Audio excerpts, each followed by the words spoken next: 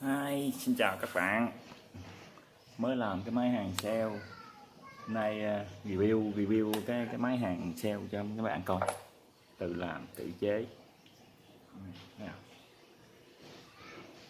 Đây là cái nút chỉnh tham. Đây này là chỉnh dòng. Đó.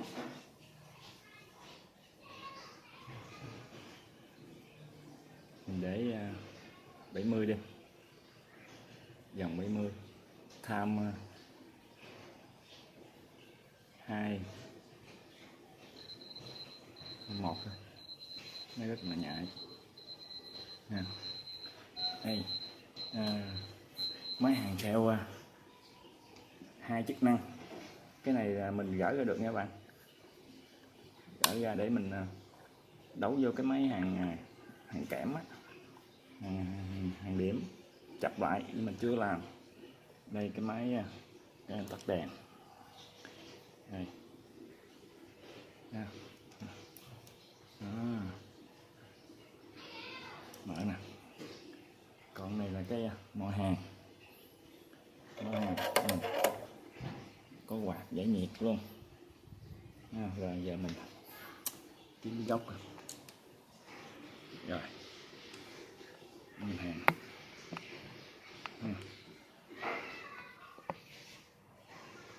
đi vào đây đi. Đó. Vì vậy thấy đây kim hàng đó. Wow.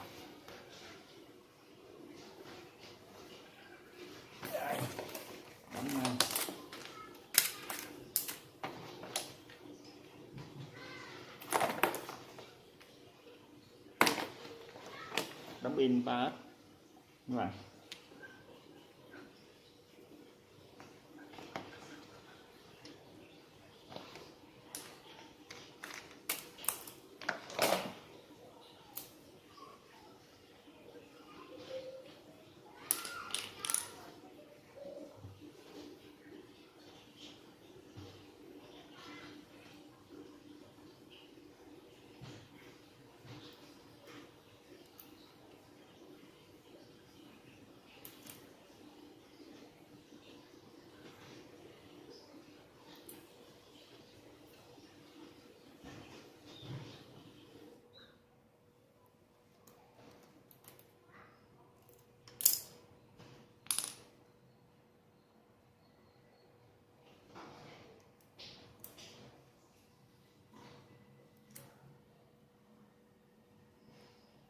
Lực quá các bạn ơi,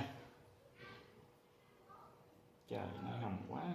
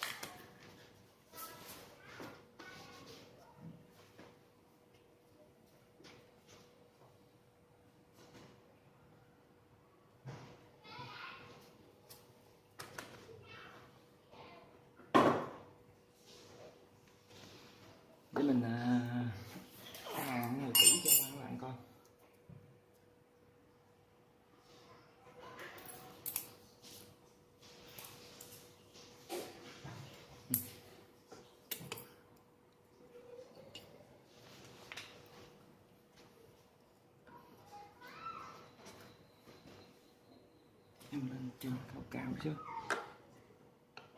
Đó.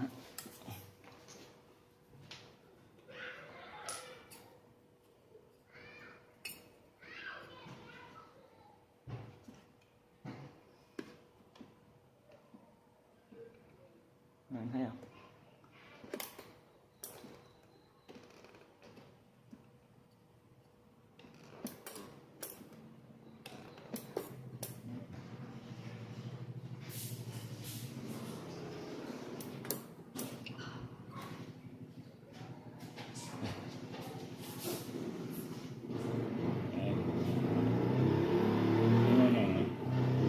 Đẹp không?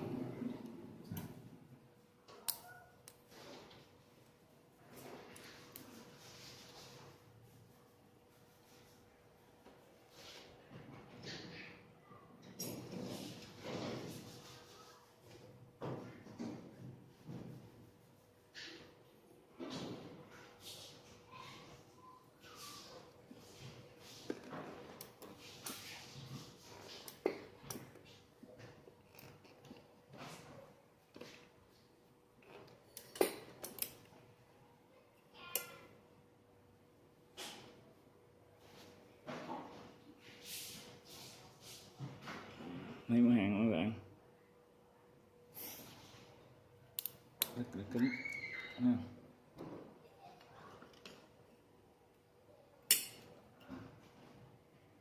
Nên mình dặn hết luôn này.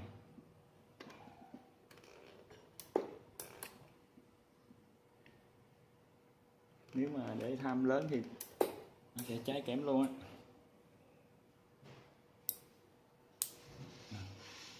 Ghét kẽm nè. Thấy không? Để tham lên một mất nữa này. Đó. Bảo đảm mấy bạn là cháy kẽm luôn á. Xịt khói luôn thấy không?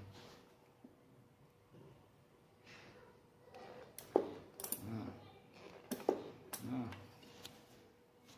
Cháy kẽm luôn. Đó. Ít kẽm. Thấy chưa? Đó.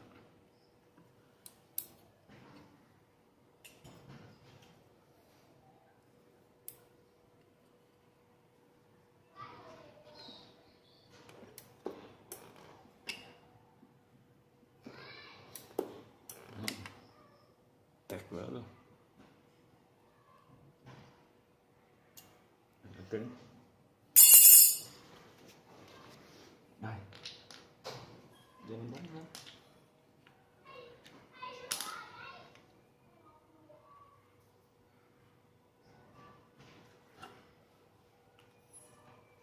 Trước khi đóng dán cái này đây. Quên.